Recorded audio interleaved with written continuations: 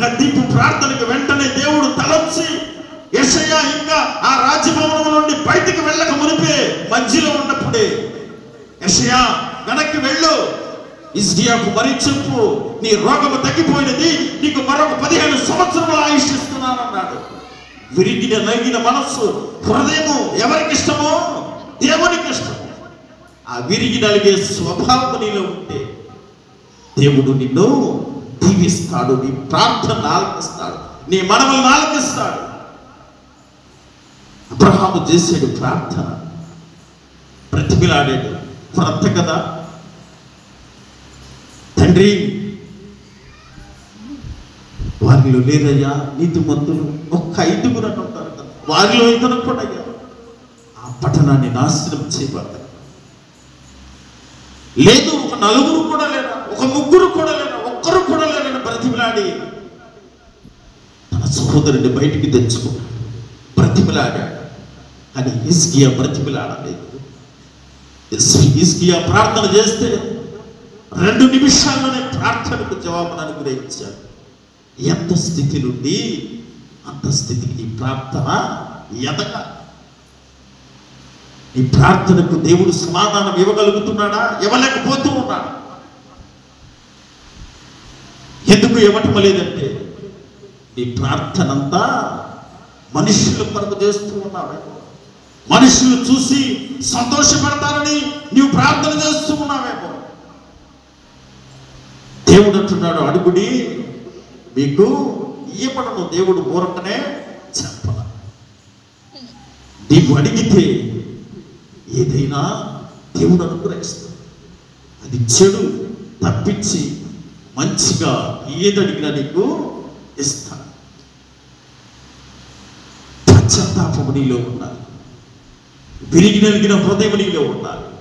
గోధుమ గింజ ఏ విధముగా అయితే నలిగిపోయి తన జీవితంలో పిండిగా చేసుకుంటుందో, నైవేద్యంలో ఆ గోధుమ పిండిని కలిపి ఆ గోధుమ పిండే దేవుడు నైవేద్యముగా స్వీకరించాడు పాత నిబంధన కాలంలో. అలాంటి పిండిగా నీ జీవితం నలిగిపోవాలి, ప్రార్థనలో నలిగిపోవాలి. ఎవరో ఏదో అన్నారని అలిగి ఉండకూడదు. నీ ఇరుగు పొరుగు వారు లేదా నీ భర్త లేదా నీ భార్య తిట్టిందని నువ్వు బాధపడకూడదు, ప్రార్థనకు దూరం అవ్వకూడదు. ప్రార్థన లేని జీవితము నీ జీవితము వ్యర్థం. ప్రార్థన లేని బ్రతుకు మన బ్రతుకులు వ్యర్థం. దేవుడు ఆయుష్నిచ్చి ఆరోగ్యాన్ని ఇస్తూ ఉంటే ప్రార్థనకే దూరం అయిపోతున్నావు. ఈ రోజు నువ్వు తిన్నావంటే కారణం దేవుడు ఇచ్చిన ఆహారమే. అలాంటిది దేవునికి నువ్వు దూరం అయిపోవచ్చు అన్నాడు. ఎంత దౌర్భాగ్యమైన ఉరిగింజ పరిస్థితి నీది. ఆ పరిస్థితి నుండి నీవు నేను తప్పించబడాలంటే విరిగి నలిగిన హృదయం కలిగి గోధుమ వలి నలిగిపోయి పిండిగా చేయబడాలి. ఆ గోధుమ గింజలు తిరగల్లో వేసి ఏం చేద్దాం, రుబ్బుతాం. ఏం చేద్దాం, ఇసురుతాం. ఆ ఇసిరిన తర్వాత అది పిండిగా చేర్చబడింది. ఆ చేర్చబడిన తర్వాత రుచికరమైన ఆహారం మనము వాటిని స్వీకరిస్తాం. నలగొట్టి తత్వం. అపొస్తలుడైన పౌలు కూడా పనికి మాలిన వాడి, వేషధారుని, ఈ లోకంలో చేయవలసినవన్నీ చేశాడు. అని ఒకానొక దినమున అంటున్నాడు, ఒకానొక మాట మాట్లాడుతున్నాడు అపొస్తలుడైన పౌలు, అయ్యా నేను క్రీస్తుని పోలి నడుచుకున్నాను, నన్ను పోలి మీరు నడుచుకుంటే చాలు. మీరెవరు దేవుణ్ణి చూడలేదు, యేసు ప్రభువాన్ని. యేసు ప్రభువాలాగా మీరు నడవద్దు, అవసరం లేదు. నేను ఆయన మాదిరిగా ఉన్నాను, ఆయన పోలి నేను నడుచుకున్నాను. ఇక ఇక్కడున్న మీరందరూ నన్ను పోలి నడుచుకోండి అయ్యా. ఎంత గొప్ప ధైర్య సాహసం. నేను చెప్పగలనా మాట? మీరు చెప్పగలరా మాట? ఎవరు కూడా చెప్పలేము. ఎవరన్నా ఒకరు లెక్చి చెప్పారు అనుకో, నేను కొంచెం అమ్మా నేను యేసు ప్రభువు పోలి నడుచుకున్నాను, నువ్వు కూడా నడుచుకోమ్మా అన్నారు.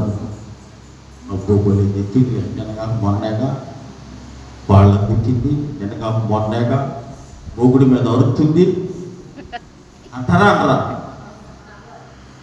అంత ధైర్యము, విరిగి నలిగి ఎన్నో శ్రమలను అనుభవించాడు, చెరసాలలో ఉన్నాడు, ప్రయాణాల్లో బాధపడ్డాడు.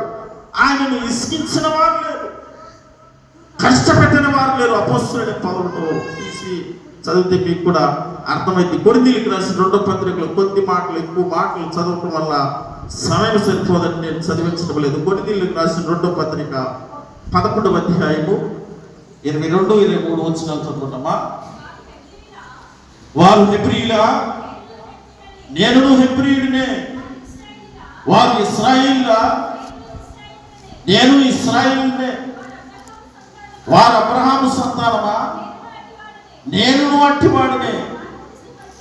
వారు క్రీస్తు పరిచారకులా, వెర్రి వాని వలె మాట్లాడుతున్నాను. నేను మరి ఎక్కువగా క్రీస్తు పరిచారకుడును, మరి విశేషముగా ప్రయాసపడితిని, మరి అనేక పర్యాయములు చెరసాలలో ఉంటిని, అపరిమితముగా దెబ్బలు తిట్టిని, అనేక మార్లు ప్రాణాపాయములలో ఉంటిని. ఎంతకంటే మనకు ఏమన్నా ఉందమ్మా? ఒకసారి నేను కూడా